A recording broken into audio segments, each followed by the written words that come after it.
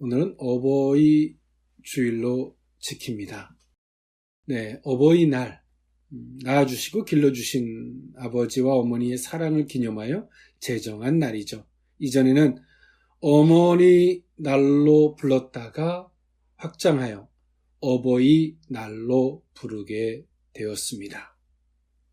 또 이 어버이날에 카네이션을 주고받는 것은 1907년에 미국의 안나 자비스라는 여성이 돌아가신 어머니를 추모하기 위해서 어머니가 생전에 좋아하셨던 카네이션을 달고 다니는 데서부터 유래가 되어서 어버이날에 카네이션을 부모님께 달아드리면서 그 의미를 부모님 앞에 존경과 공경의 모습을 보여드리는 것이 어버이날로 지키고 있습니다. 네, 우리는 이 세상을 살면서 이 모든 만남이 있지만 우리의 선택하고는 별개가 부모와의 만남이죠. 모든 것들이 우리가 하나님 안에서 모든 것들을 바라볼 수 있는 진정한 안목이 있기를 원합니다. 네, 오늘은 누가복음서 10장 21절에서 23절 이하에 있는 말씀을 통하여 아버지가 누구인지라고 하는 주제를 가지고 은혜를 나눠보고자 합니다. 우리는 이 세상을 살면서 부모의 마음을 참 안다는 게 쉽지가 않습니다. 그래서 우리가 내리 사랑은 되는데 위를 바라보는 사랑이 참 어렵다라고 말하죠. 우리의 신앙생활도 다음과 같은데요. 진정 아버지의 마음을 볼 수 있는 것, 아버지가 우리를 얼마나 사랑하셨는가를 깨달을 수 있는 은혜, 그것이 진정한 신앙의 성숙이 아닐까 싶습니다. 지금도 초보적인 신앙들은 이런 논리를 피죠. 예수님이라고 말하면 우리를 위해서 십자가에 못 박혀 죽으셨고 그분을 믿음으로 구원받는 것, 딱 거기까지. 성숙한 신앙은 그 예수 그리스도를 통해서 아버지를 보죠. 아버지가 우리를 얼마나 사랑하셨는지, 독생자 아들을 우리에게 내어주시기까지 사랑하셨던 그 사랑. 인간은 그런 것 같아요. 이기적인 사람은 내가 상대에게 무엇을 해주었는지를 크게 보는 거예요. 그것만을 기억해요. 그래서 항상 그런 사람들은 이기적이고 자기 보호 본능적이고 항상 그런 사람들은 열등감이나 피해의식 속에 살아요. 나만 억울하다고 살죠. 그러나 신앙의 성숙함, 이 세상을 살면서도 마찬가지겠죠. 그 성숙함이 있는 사람은 내가 무언가를 한 것보다 내가 받은 은혜를 기억합니다. 그런 사람들은 우리 속에 의가 쌓이질 않아요. 내가 받은 은혜, 내가 무언가를 한 것보다 내가 받은 은혜를 크게 기억하는 것이죠. 오늘 이러한 신앙, 이런 생활, 우리의 삶을 살면서 이런 지혜가 저와 여러분들에게 있을 수 있기를 원합니다. 우리는 이 세상에서의 삶을 너무나 말도 안 되게 살면서 신앙생활은 잘하려고 하는 이중잣대적인 논리를 가진 사람이 있어요. 그러나 그것은 그릇된 것입니다. 우리가 이 세상에서도 받은 은혜를 크게 생각하는 사람은 아버지가 우리를 베풀으신 은혜를 기억해요. 그것이 신앙입니다. 네, 오늘 이 본문에 있는 말씀, 예수님이 70인의 제자를 파송했고 그 70인의 제자가 파송되었던 제자들이 돌아와서 고백하는 이야기를 듣고 하신 말씀이 오늘 본문에 있는 말씀이에요. 하나님은 그의 왕국의 이 메시지를, 그 의미를 세상이 지혜 있는 자들에게는 감추시고 여기서 지혜롭다라고 하는 것은 자기가 똑똑하고 잘났다라고 하는 사람들에게는 숨기시고 어린아이들에게는 드러내셨죠. 이처럼 이 영적 지식은요, 인간의 이성이나 경험을 통해서는 결단 거둘 수가 없어요. 오직 그의 아들이신 예수 그리스도를 통해서만이 전달되며, 그리고 또 그 마음이 순수하게 열린 자들, 주의 말씀을 순전히 받는 자들에게만 허락된 것입니다. 예수님은 70인의 제자를 파송하셨는데요. 이 사복음서 중에서 이 부분을 누가만이 독자적으로 기록합니다. 70인의 이 숫자를 해석하는 여러 관점이 있습니다. 이 70이라는 숫자는 세상의 모든 민족들을 상징하는 것이라고 창세기서 10장에 모든 민족들로서 기록되어지고 있는데요. 그래서 여기서의 70인의 파송은 모든 민족들에게 파송되었다라고 하는 모든 민족을 포함하고 있는 숫자로 보는 관점이 있고요. 또 하나는 민수기서 11장에 모세에 의해서 임명된 장로들의 숫자이기도 합니다. 그래서 예수님은 모세에 의해서 입법된 율법의 완성자임을 암시하기도 한다라고 보는 관점이 있습니다. 또 하나는 예수 그리스도의 승리에 대한 관점이 있죠. 오늘 예수님은 이 70인의 제자를 파송하셨는데요.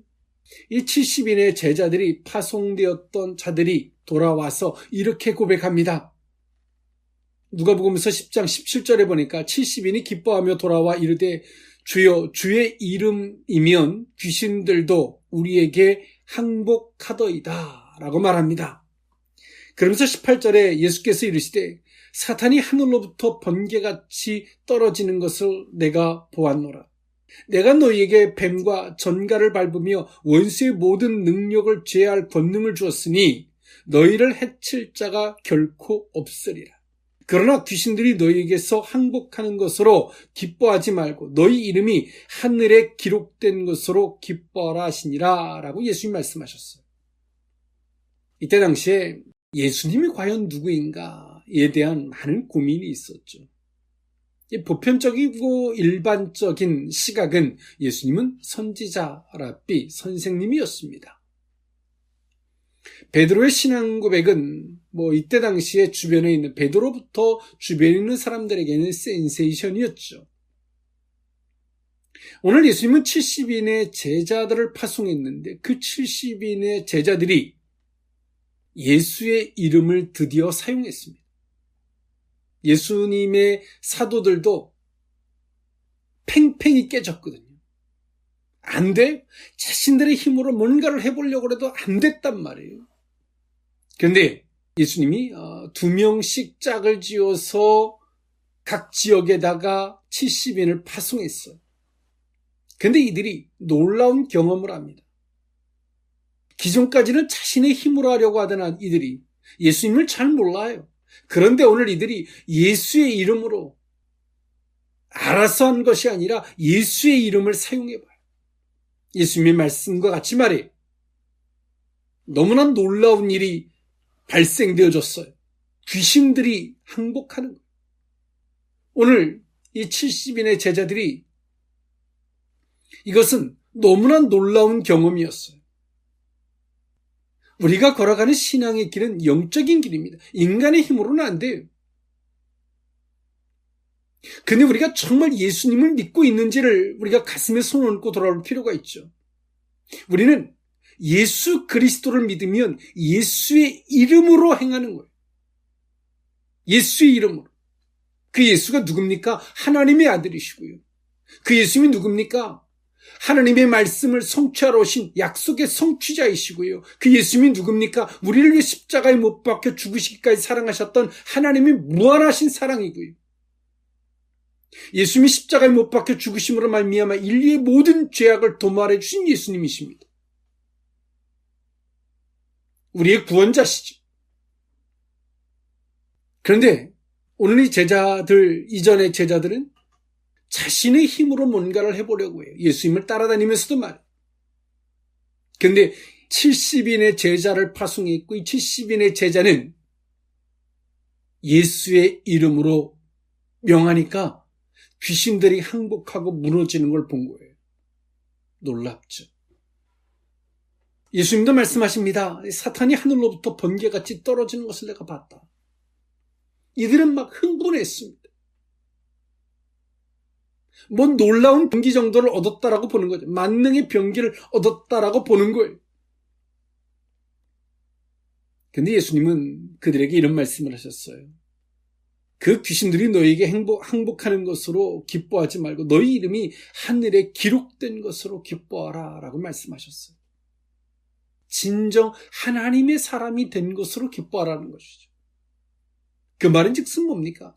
너희들은 하나님하고는 상관없는 사람이었다는 거. 자신의 자신의 의지, 자신의 힘으로 살아가는 사람이었지 예수의 이름으로 살는 사람들이 아니었다는 거예요. 이런 말씀을 하시는 때에 하신 말씀이 오늘 본문에 있는 말씀이에요. 아버지를 아는 것. 인생은 이 못된 마음이 안 고쳐져요.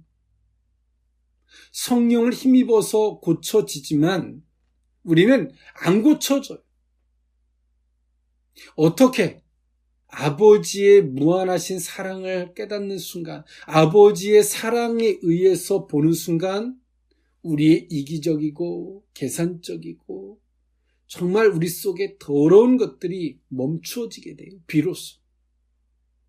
더 엄격하게 말하면 우리는 정말 이 시대를 살아가는 많은 크리스천들이 예수의 이름을 부르지만 예수님을 정말 믿는 게 아닌 거죠. 정말 그분의 힘으로 그분을 믿는 게 아닌 거예요. 그분의 능력이 되지 않기 때문이죠.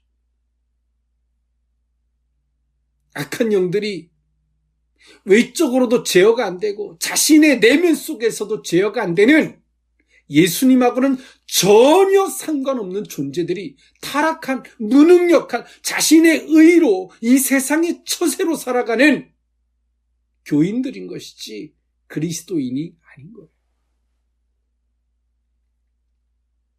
계산하고 잔머리를 굴리고 자신을 고집을 피워도 거룩한 양심의 가책조차 느낄 수 없는 타락한 영혼의 상태가 된 거예요. 예수의 이름으로 살아가는 사람들은 그럴 수가 없어요. 오늘 예수님은 그 제자들에게 파송하시면서 주문하셨던 말씀들, 그리고 오늘 이 제자들이 돌아와서 고백하는 이 고백 너무나 놀라웠어요. 오늘 예수님은 그들을 칭찬해 주시기 이전에 하늘에 너희 이름이 기록된 것으로 기뻐하라. 드디어 하나님의 사람이 된 것으로 기뻐해라. 이들의 노력 때문에가 아니라 예수의 이름을 믿고 예수의 이름을 사용하는 이들이 된 것이. 오늘 우리는 정말 하나님이 누구인지 그냥 원론적인 것을 읊지만 정말 그분이 나를 어떻게 사랑하시는지, 내게 어떤 계획이 있고 나를 왜 이렇게 이끄시는지, 그것이 얼마나 큰 사랑인지 아버지를 몰라요. 성경은 분명히 말합니다. 예수 그리스도를 믿으면 예수 그리스도는 아버지를 볼 수 있는 눈을 갖다 준다는 사실을 성경은 말해주고 있어요. 예수님 믿으세요? 근데 아버지가 안 보이잖아요. 예수님 믿으세요? 악한 영들이 제어가 안 되잖아요. 예수님 믿으세요? 거룩한 양심이 우리에게 작동이 안 되잖아요. 내가 잘났다고 하나님 앞에 악을 써도 우리의 거룩한 양심이 내게 찔림이나 가책이나 두려움조차 느끼지 못하게 하는 예수를 믿지 않는단 말이에요. 부끄러움도 모르고 악함도 모르고 창피한지도 모르고 꿈을 꾼다고 해서 우리가 신령하다고 착각하지 마세요.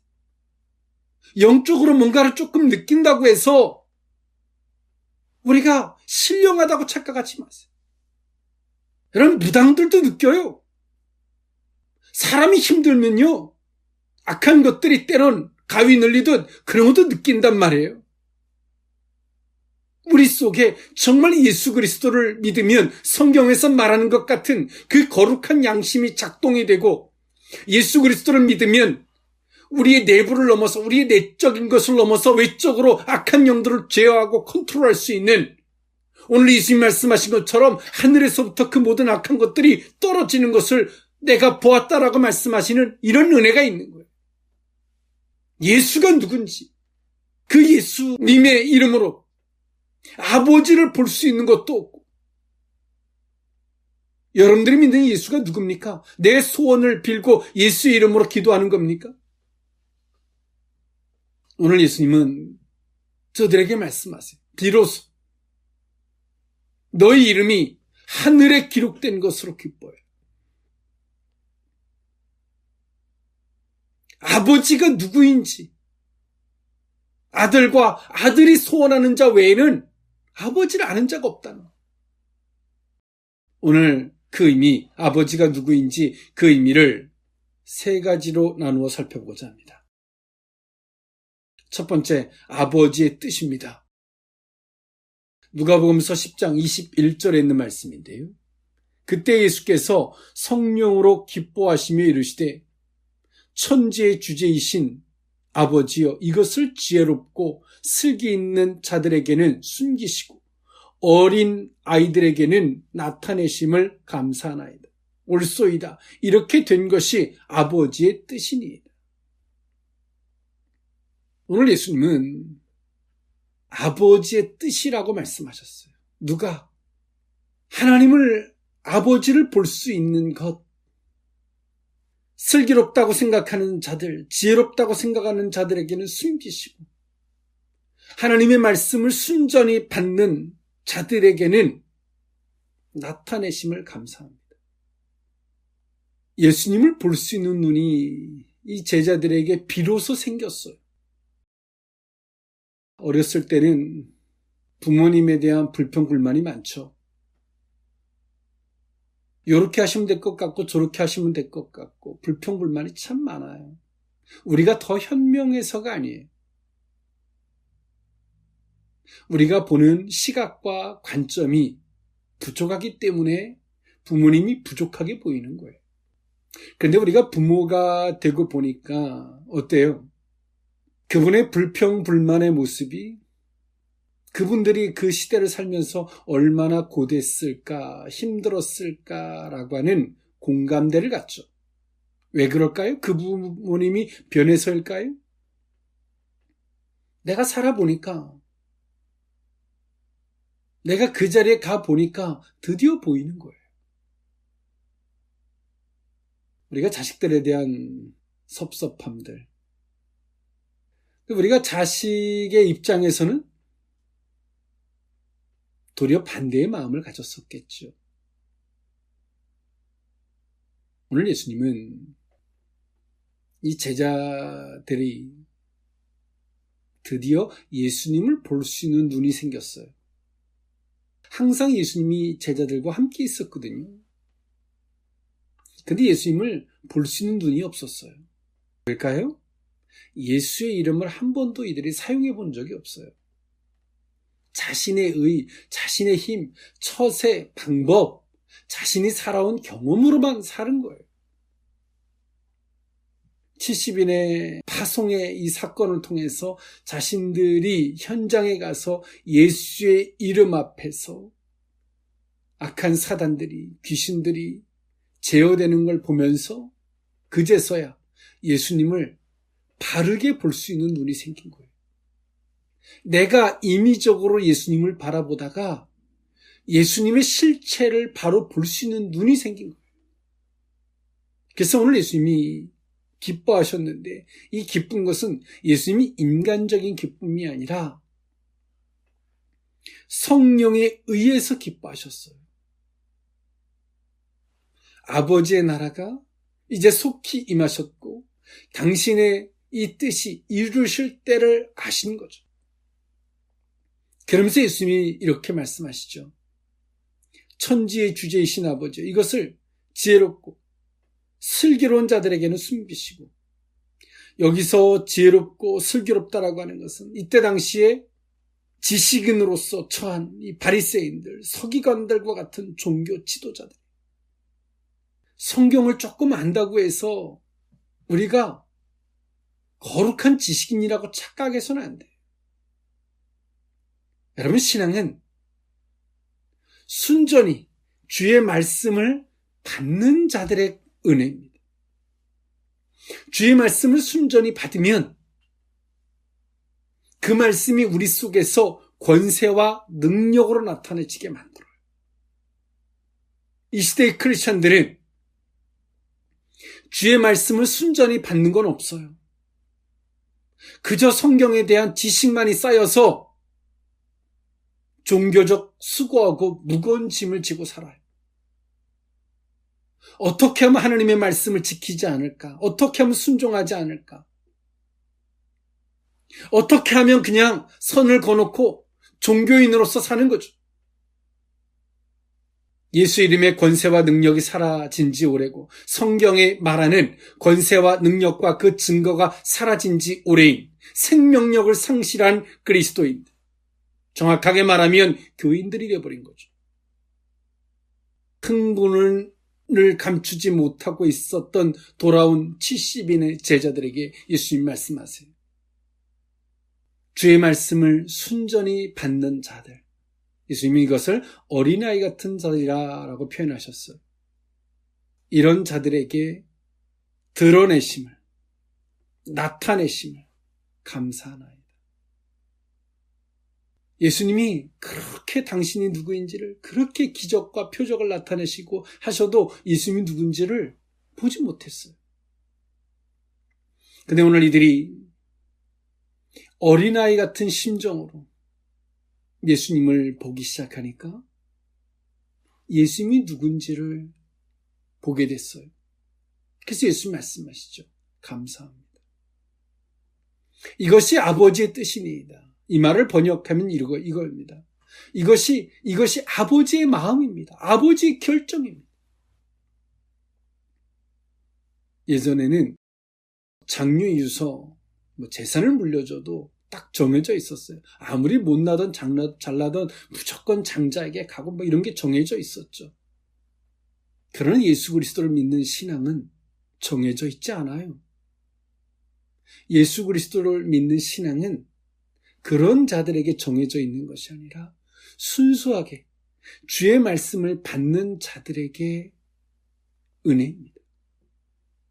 예수님은 겸허하게 말씀하세요. 옳소이다. 이렇게 된 것이 아버지의 뜻입니다. 아버지의 결정을 존중해요. 누구에게 열어주는지 그건 아버지의 결정이 있다는 거예요. 무엇을 보고 그런 결정을 하셨을까요? 어린아이같이 그 주께서 말씀하실 때 순전히 아멘. 비록 내 생각하고는 안 맞아도, 내 뜻하고는 안 맞아도 겸허하게 질서 안에서 겸허하게 받는 거예요. 겸허하게, 겸손하게. 그렇게 겸손하게 받는 자들에게 어떤 은혜가 있었냐면 눈이 열어져서 예수님을 볼 수 있게 됐고요. 예수님에 의해서 아버지를 볼 수 있게 됐고요. 그리고 예수 그리스도의 이름을 사용해서 악한 것들을 컨트롤하고 악한 것들을 제어할 수 있는 권세와 능력을 소유하게 됐어요. 이때 당시에 바리새인들은 성경을 연구하던 학자들이었습니다. 그들에게는 하나님이 숨기셨어요. 이들은 종교적인 열심을 위해서 금식을 하고 얼마나 애를 썼는지 몰라요. 주께서 말씀하실 때 순종을 안 하고 애만 쓰는 거죠. 금식하고 애를 씁니다. 주께서 말씀하실 때 아멘하고 순종하지 않고 내 나름대로 방법을 찾아서 그러다 보니까 자기 속에는 한 것도 아니고 안 한 것도 아니고 찝찝함이 따라다녀요. 이것이 바리새인들이 이렇게 행동했어요. 하나님께도 드리고 부모님에게도 드린다 그러니까 너무나 힘드니까 부모님께 드릴 걸 하나님께로 드린 걸로 끝, 고르반 이렇게 해서 이 엉뚱한 법들을 만들고 지 나름대로 종교적 타락이에요. 영적인 변질이죠. 신앙생활의 정도는 주의 말씀에 순종하는 거예요. 받아들이는 거예요. 예수님은 말씀하세요. 옳소이다. 이렇게 된 것이 아버지의 뜻입니다. 지금도 하나님은 세울 자 세우고 낮출 자 낮추시고 하나님은 하세요. 근데 오늘 우리는 하나님이 하시는 일들을 너무 불평불만으로 보는 거죠. 탕자의 형처럼. 이건 아닌 것 같고 저거는 긴 것 같고 얼마나 교만한 거예요. 하나님의 자리에 앉아서 하나님 노릇하고 있는 거죠. 사랑하는 성도 여러분, 우리가 얼마나 교만해져 있는지 한 번쯤 돌아볼 필요가 있습니다. 우리의 위치가 어딘지 압니까? 영 죽을 수밖에 없는 죄인의 위치였고 아담과 하와로 말미암아 타락된 존재였고 하나님 앞에 서기보단 인간 앞에서 그 부끄러움을 더 생각하는 영적으로 타락한 존재였고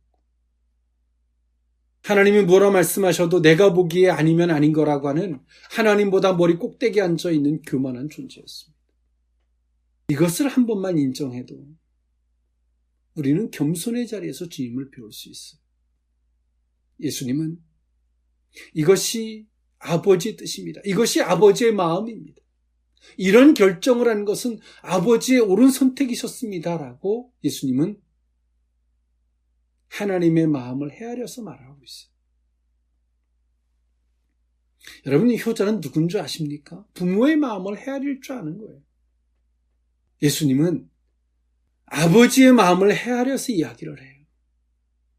교회에서 신앙생활도 마찬가지. 목회자에게 가장 힘이 되는 게 누군 줄 압니까? 목회자의 마음을 헤아리는 거예요. 목회자도 마찬가지예요. 하나님의 마음을 헤아리는 것. 그것이 목회의 정도의 길이죠.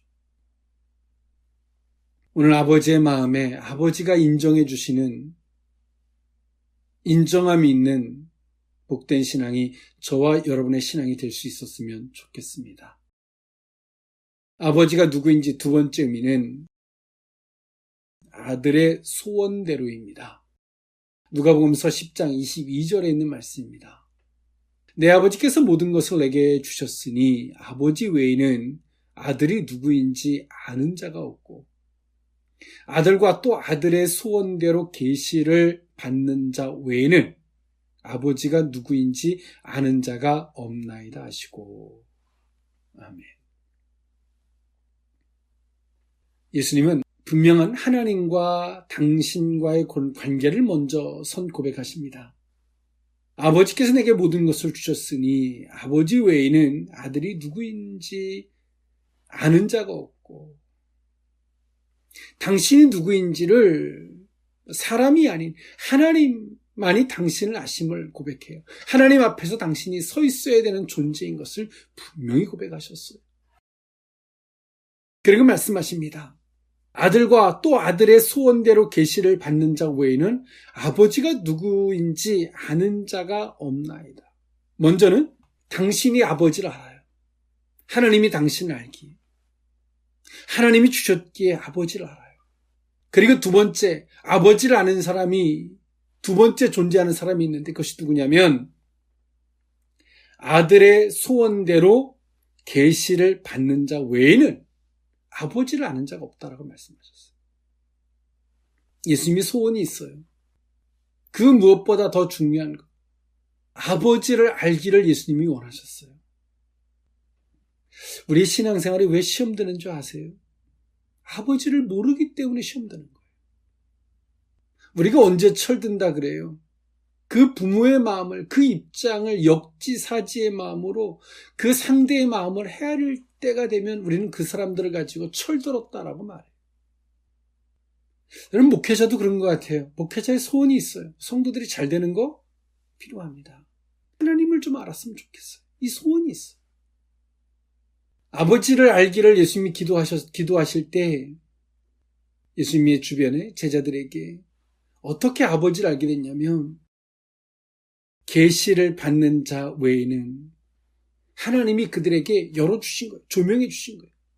아버지가 내 마음은 이래 라고 열어서 오늘 보면 계시하셨다라고 말씀하시는데 하나님께서 당신의 마음이 어떤지 다 열어서 보여준 거예요. 누구의 소원대로? 예수님의 소원대로. 하나님 아버지의 마음을 볼 수 있게 해준 거예요. 오늘 그들에게 임한 은혜가 뭡니까? 아버지가 누구인지를 아는 자가 된 거예요.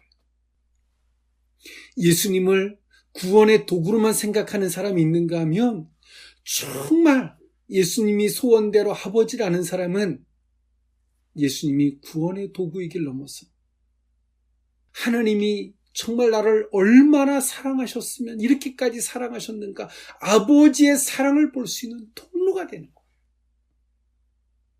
이 시대에 많은 가짜 크리스찬들이 있어요.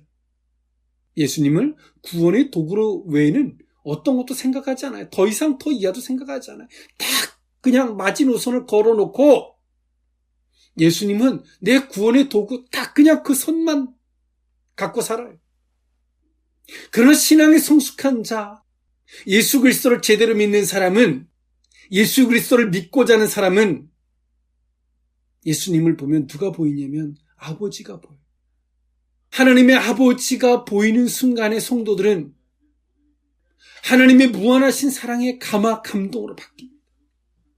아버지의 사랑을 보는 순간, 예수 그리스도에 의해서 아버지의 사랑을 보는 순간 오늘 우리가 가졌던 생각들이 얼마나 어리석은 것이고 얼마나 쪼잔한 것이고 얼마나 이기적인 것이고 얼마나 더러운 것인지를 깨닫게 돼요. 근데 지금 우리는 내가 가지고 있는 생각이 얼마나 추잡하고 더럽고 좁쌀만하고 안 보여요. 내가 가지고 있는 생각과 판단이 얼마나 거룩하고 큰 것이고 하나님보다 더 대단해 보여요. 그래서 하나님이 하는 일들에 대해서 섭섭하고 서운하고 하나님이 하는 일들에 대해서 못마땅하죠. 이해가 안 가요. 그런 사람들은 예수님을 믿는 게 아니에요. 그냥 교회 다니면서 배운 거예요. 아, 이분이 주셨는데 듣기만 하면 구원받는다 그러더라. 그냥 들은 거예요. 그런 사람에게는 예수의 이름으로 아버지도 안 보이고 그런 사람들에게는 예수의 이름으로 악한 것들이 제어가 되지도 않아요. 정말 예수님과는 사등의 상관이 없는 예수의 이름으로 기도하고 예수님 하지만 정말 예수님하고는 하등의 상관이 없는 교인인 것이죠. 오늘 이들이 예수님을 보기를 시작했고 이들을 통해서 귀신들이 제어가 됩니다. 그리고 오늘 이들에게 예수님은 아버지가 누구인지 당신을 통해서 당신 뒤에 계신 당신과 함께하고 계신 아버지를 볼 수 있게 해주셨어요. 예수님께서. 그리고 예수님 말씀하세요. 아들과 또 아들대로 계시를 받는 자 외에는 아버지가 누구인지 아는 자가 없다. 우리가 어버이날을 맞으면 고마움을 생각하고 감사함을 생각하죠. 그 부모님에 대해서 생각해보는 거죠.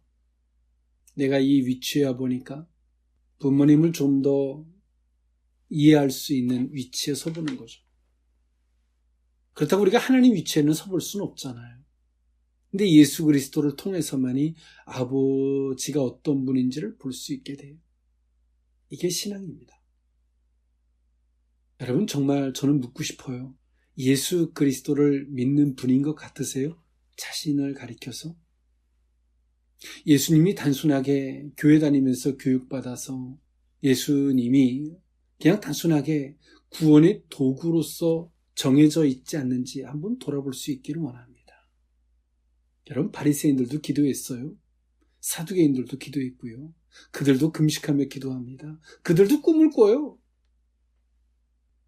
우리는 악한 것들을 제어하는 것에 대해서 방법을 가르쳐주죠. 영적인 것이다. 그렇게 해보니까 되잖아요. 근데 더 중요한 게 뭔지 아십니까? 그건 배워서 해보는 거예요.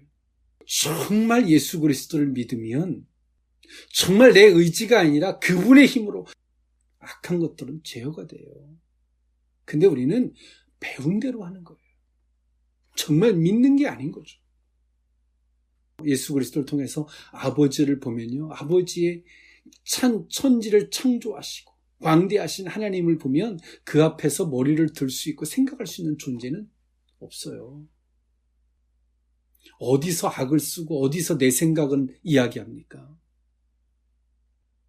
욥도 하나님을 지식적으로 막연하게 느껴질 때 자신의 생각을 이야기합니다. 근데 광대하신 하나님 앞에 욥이 딱 서니까 욥이 뭐라고 말해요? 내가 입이 있어도 말하지 않겠습니다. 말할 수 없습니다. 여러분 정말 예수님을 믿는 신앙이라고 생각하십니까? 그냥 영적인 것을 배워서 그렇게 해보니까 그렇게 되니까 그냥 그 정도죠. 정말 그분을 믿는 게 아닌 거죠. 정말 예수 그리스도를 믿는 게 아닌 거예요. 그러니 우리 속에 영적인 거룩한 양심이 있어서 일반 사람들은 세상의 양심이지만 우리는 거룩한 양심이에요. 성경적 양심이에요. 이 어버이날을 맞이해서 정말 하나님 아버지를 생각해 볼 수 있는 이 신앙이 있었으면 좋겠습니다. 마지막 세 번째 아버지가 누구인지 마지막 세 번째 의미는 보는 눈입니다. 누가복음서 10장 23절에 있는 말씀인데요. 제자들을 돌아보시며 조용히 이르시되 너희가 보는 것을 보는 눈은 복이 있도다. 아멘. 예수님은 이 제자들에게 이렇게 말씀하세요. 예수님이 앞에 계셔도 예수님을 볼 수 없었던 제자들, 제대로 볼 수 없었던 자들이죠. 제대로도 볼 수 없기에 그분이 누군지도 몰라요. 기적을 일으키면 신기하고 놀라울 따름이죠. 잘해주면 즐거운 거고 못해주면 슬픈 거고요. 화가 나고요. 딱 그 정도예요. 그런데 이들이 드디어 예수님을 볼 수 있게 됐어요. 예수님을 통해서 아버지를 볼 수 있게 됐어요. 오늘 예수님도 그들에게 말씀하시죠. 예수님이 차분하게 흥분하지 않았어요. 왜? 이것은 사람의 영역이 아니거든요.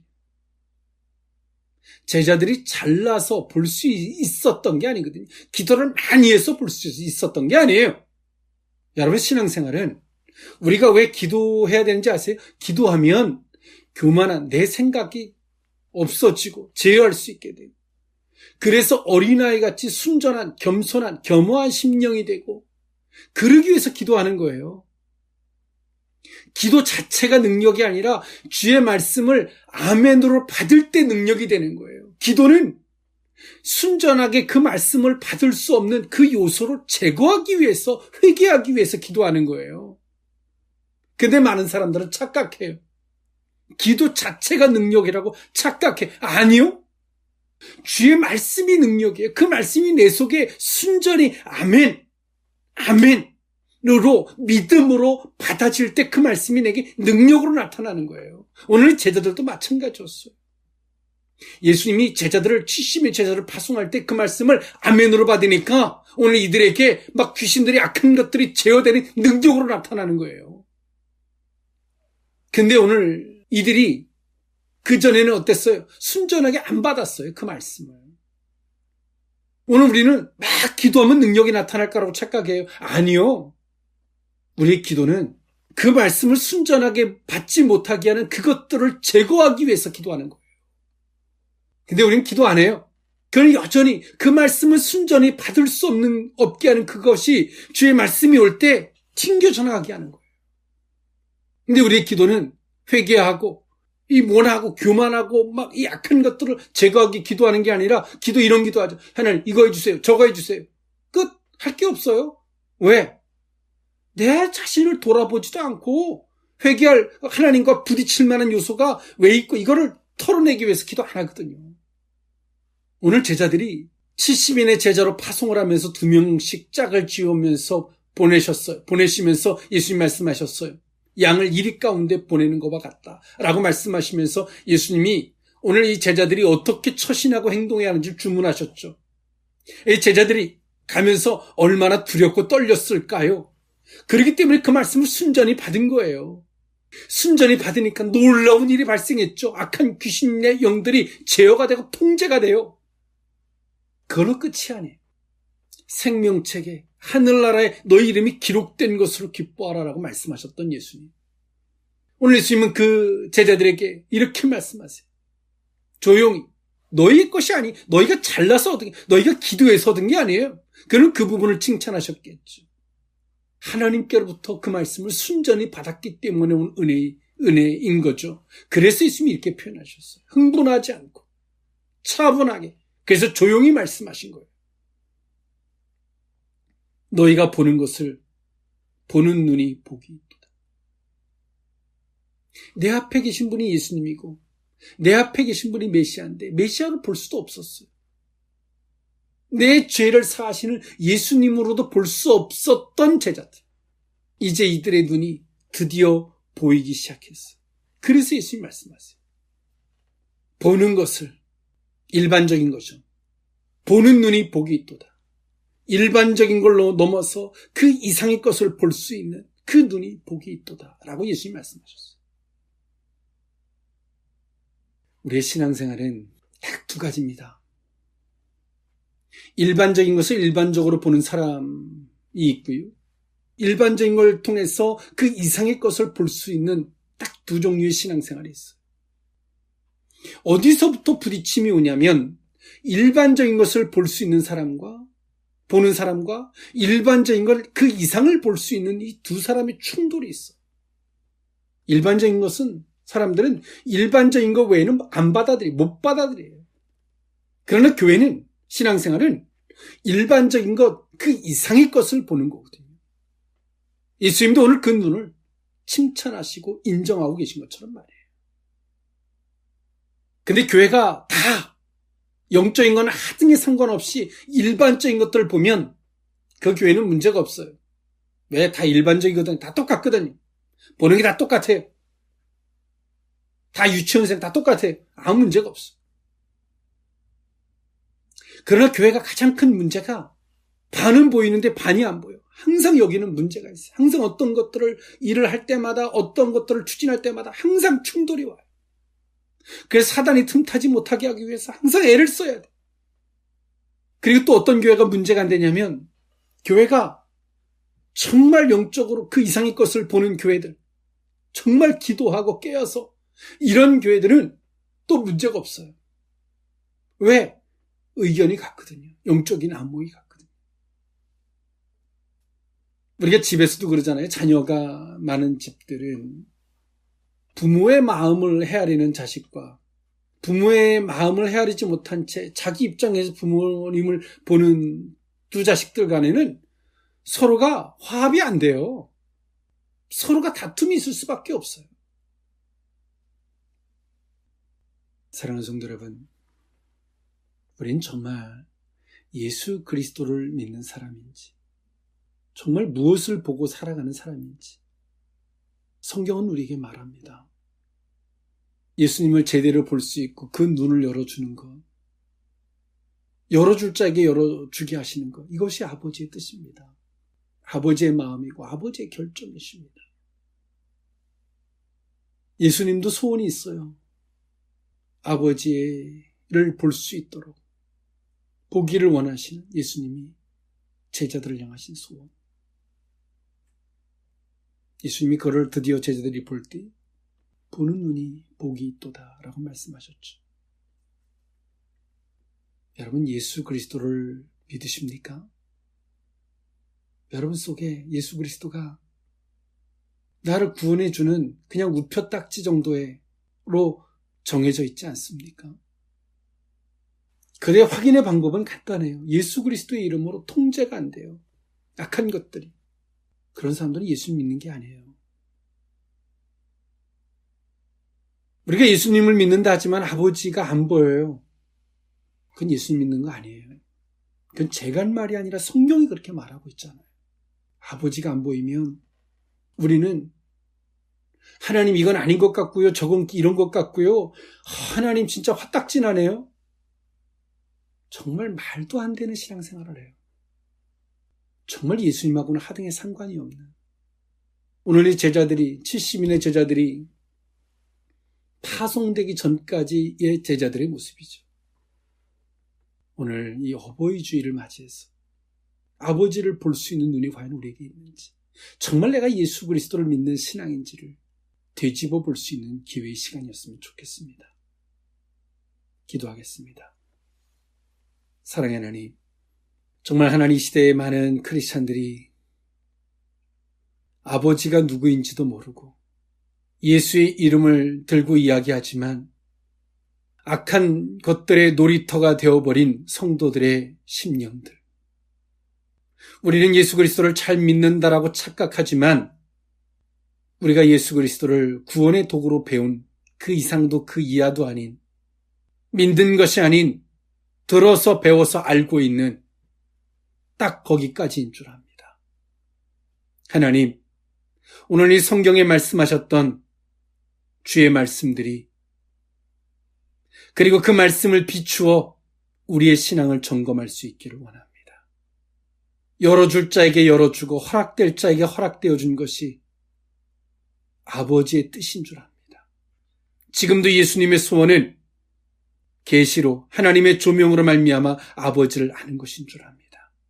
일반적인 건 그 이상을 볼 수 없기에 항상 시험 들고 일반적인 걸 넘어서 그 이상의 것을 볼 때 그것이 신앙임에도 불구하고 여전히 일반적인 것 안에서 논하고 있는 우리들의 어리석음을 용서해 주옵소서.